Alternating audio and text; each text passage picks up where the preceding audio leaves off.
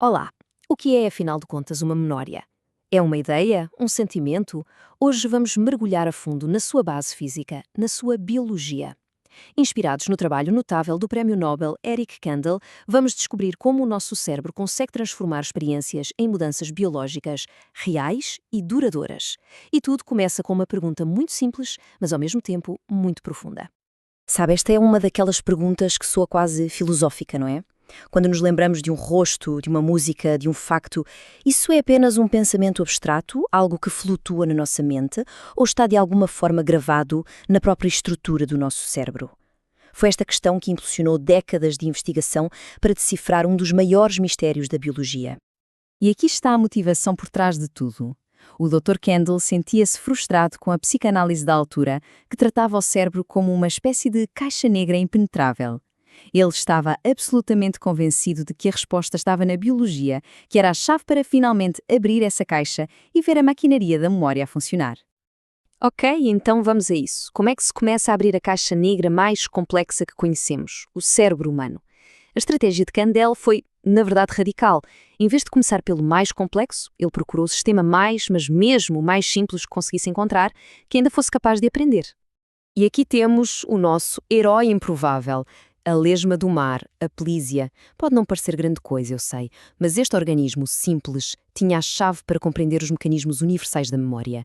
E tudo graças a um sistema nervoso incrivelmente, quase ridiculamente, simples. A razão para esta escolha fica claríssima quando olhamos para estes números. O cérebro humano tem cerca de 1 trilhão de neurónios. A Plísia, apenas 20.000. Esta simplificação drástica permitiu aos cientistas fazer algo que seria impossível em humanos, mapear circuitos inteiros e ver, em tempo real, como a aprendizagem os alterava, neurónio a neurónio. Mas não era só uma questão de números. As vantagens eram imensas. Os neurónios da Aplícia são enormes, alguns até visíveis ao olho nu, o que os torna fáceis de monitorizar. E talvez o mais importante de tudo, cada neurónio específico está sempre no mesmo sítio em todos os animais. Esta consistência foi o que tornou a investigação viável. Certo. Com o nosso modelo experimental definido, os cientistas puderam finalmente começar a investigar o mecanismo da memória.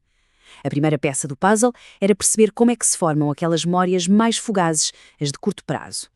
Eles focaram-se numa forma de aprendizagem muito básica chamada sensibilização. Pense nisto como aprender a ter medo. Se a lesma do mar recebe um pequeno choque na cauda, ela fica hipersensível. Depois disso, mesmo um toque muito suave faz com que ela retraia a guelfra de forma exagerada. Era um comportamento de memória que se podia ver e medir. E foi aqui que encontraram a primeira grande pista. Um único choque criava uma memória de curto prazo que desaparecia em minutos. Mas vários choques espaçados no tempo criavam uma memória de longo prazo que durava dias. A diferença bioquímica crucial? A memória de longo prazo precisava da criação da síntese de novas proteínas. A de curto prazo não precisava. E aqui vemos o local exato onde a magia acontecia, o gânglio abdominal. Ao isolar este conjunto de neurónios, os investigadores podiam observar as mudanças físicas que ocorriam enquanto a lesma aprendia, ligando pela primeira vez um comportamento diretamente a uma mudança biológica concreta. E aqui está a descoberta fundamental, o ponto-chave de tudo isto. A aprendizagem não criava novos neurónios, nem sequer reorganizava o circuito. Em vez disso, alterava a força das ligações que já existiam entre as células. As memórias eram guardadas no fortalecimento ou no enfraquecimento destas conexões, as sinapses. Para a memória de curto prazo, o processo é como uma reação em cadeia super rápida. Um estímulo faz com que certos neurónios libertem serotonina. A serotonina, por sua vez, dispara uma cascata química liderada pela enzima PKM. E o que a PKM faz é modificar proteínas que já estão ali, na sinapse, para fortalecer a ligação. É uma solução rápida e eficaz, mas temporária. O que nos leva, claro, a um mistério maior. Se este reforço rápido é só temporário, como é que o cérebro consegue tornar uma memória permanente? Como é que a prática leva à perfeição, tanto numa lesma do mar como num músico? A resposta, como vamos ver, não está só na química, está na biologia estrutural. E é aqui que a história dá uma reviravolta absolutamente fascinante. A memória de longo prazo não é apenas um ajuste químico ali, na ponta da sinapse. Não. Envolve uma conversa profunda com o centro de comando da célula, o núcleo, o lugar onde está o nosso ADN. Com a estimulação repetida, ou seja, com a prática, a PKA não fica só ali na sinapse. Parte dela viaja até ao núcleo e ativa um interruptor genético mestre chamado CREB. O CREB, por sua vez, liga um conjunto de genes que dão ordem à célula para construir novas proteínas. E o mais incrível de tudo, essas proteínas são usadas como tijolos para construir, literalmente, novas sinapses. A aprendizagem faz crescer novas partes do cérebro. Esta citação resume tudo na perfeição. A razão pela qual as memórias de longo prazo duram é porque elas são físicas, são estruturas anatómicas reais.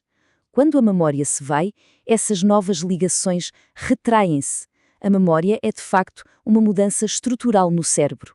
E atenção, isto não é só teoria. Os cientistas conseguiram recriar este processo numa placa de cultura, como podemos ver aqui.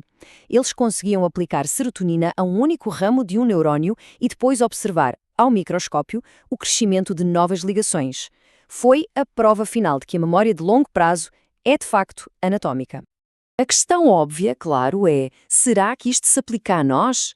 Será que a maquinaria encontrada numa simples lesma do mar também funciona nos nossos cérebros tão complexos? A resposta é um enorme e retumbante sim. A biologia da memória é incrivelmente conservada ao longo da evolução. Reparem nesta comparação. As mesmíssimas moléculas centrais, a PK e o CRB, que controlam a memória de longo prazo para um reflexo simples numa lesma, também controlam a memória espacial complexa num rato. Esta é uma prova poderosa de que a natureza encontrou uma solução muito elegante para guardar memórias e manteve-a ao longo de milhões de anos de evolução. E isto é especialmente importante para aquilo a que chamamos memória explícita, o tipo de memória de que mais gostamos. As nossas recordações de eventos, de pessoas, de lugares. Este tipo de memória depende de uma área do cérebro chamada hipocampo, e os estudos mostram que estas mesmas regras moleculares de crescimento sináptico impulsionado pelo CREB aplicam-se lá também. Então, vamos juntar as peças todas. O que é que aprendemos, no final de contas, sobre a arquitetura da memória? A investigação de Kendall, e de muitos outros, claro, transformou a nossa compreensão. Passamos de um conceito abstrato para um processo biológico muito concreto. O que vemos aqui é um resumo brilhante da versatilidade de um simples sinal químico na sinapse. O mesmo neurotransmissor pode ter efeitos que duram milissegundos para a comunicação rápida, minutos para a memória de curto prazo e com estímulos repetidos, dias ou até mais, ao iniciar o crescimento físico necessário para a memória de longo prazo. E esta, no fundo, é a grande conclusão. A pergunta com que começamos, se uma memória é uma ideia ou algo físico, tem agora uma resposta clara. É física. Cada memória duradoura que temos está codificada no crescimento de novas ligações entre os nossos neurónios. As nossas experiências remodelam-nos fisicamente. E isto deixa-nos com um pensamento final quase filosófico. Se as nossas experiências, as nossas aprendizagens e as nossas memórias constroem fisicamente a estrutura dos nossos cérebros, onde é que acaba a nossa biologia e começa a nossa identidade? É uma pergunta profunda sobre a ligação entre o cérebro e o eu, que a ciência da memória tornou ainda mais fascinante.